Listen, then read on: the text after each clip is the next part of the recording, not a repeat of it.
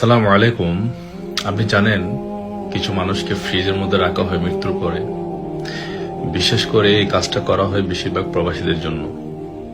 যখন তাদের মৃত্যু প্রবাস হয় তখন তাদেরকে ফ্রিজের মধ্যে রাখা হয় এবং পরে দেশে পাঠানো হয়।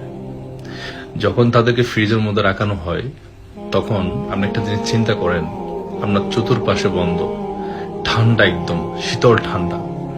যেখানে আল্লাহ পাক বলেছেন একটা মানুষ যখন মারা যায় তখন তাকে যতক্ষণ দুনিয়াতে রাখা হয় কবর না দিয়ে ততক্ষণ সে কষ্ট পেতে থাকে। এটা কোরআন এবং হাদিস দ্বারা প্রমাণিত। আপনি চিন্তা করেন, আপনাকে ফ্রিজের মধ্যে রাখা হয়েছে, হ্যাঁ, চারদিক দিয়ে বন্ধ। এরপর আপনাকে করা হবে আপনার পোস্টমর্টম কেন করা হয়? কারণ যেন ডাক্তার জানতে পারে বা গভর্নমেন্ট জানতে পারে তার মৃত্যুটা কেমন করে হয়েছে। তখন তার বডি থেকে সমস্ত রক্তকে বের করে ফেলে যাতে কোনো ইনফেকশন না হয়। গলার এখানে কাটা হয়, এখানে একটা ক্যানোলা লাগানো হয়, ক্যানোলা লাগিয়ে একটা ধাক্কা দিয়ে সমস্ত রক্তকে বের করে ফেলা হয় এবং বডির নাভি থেকে নিচের দিক দিয়ে আপনাকে একটা ঝাঁকুনি দিবে, ঝাঁকুনি দিয়ে পায়ে একটা ক্যানোলা লাগিয়ে পায়ের রক্ত থেকে সমস্ত রক্তকে বের করে ফেলা হয়। আপনি একটা জিনিস চিন্তা করেন, আপনি মৃত, আপনাকে উলঙ্গ করা হলো, আমার সমস্ত বডি পার্ট তারা দেখতেছে। এটাই হয়। এরপর আপনার যে সিনা আছে, চেস্ট আছে, বুক, এটাকে একদম দুভাগ করা হবে। এখান থেকে আপনার হার্ট, আপনার কলিজা, মরিজা, পেট সবকিছু বের করা হবে।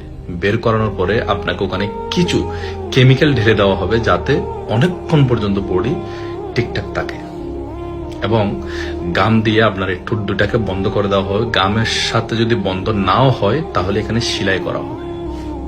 হ্যাঁ, কিভাবে যেগুলো বর্ণনা করবো ভাই, আমার শরীর কাঁপতেছে এখনো পর্যন্ত।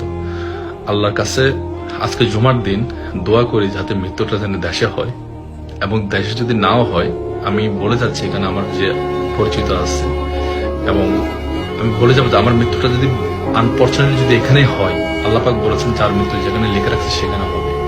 আমি তাদেরকে বলে যাচ্ছি যে আমার দাফনটা যেন এখানেই হয়, বুঝছেন? যার আমল নিয়ে শেষে দুনিয়া থেকে যাবে। হ্যাঁ, আমার আব্বা কিন্তু বাংলাদেশে, আমি এখান থেকে দোয়া করলে কিন্তু আমার দোয়াটা কিন্তু আব্বার কবরে কিন্তু পৌঁছে যাবে। আমার সামনে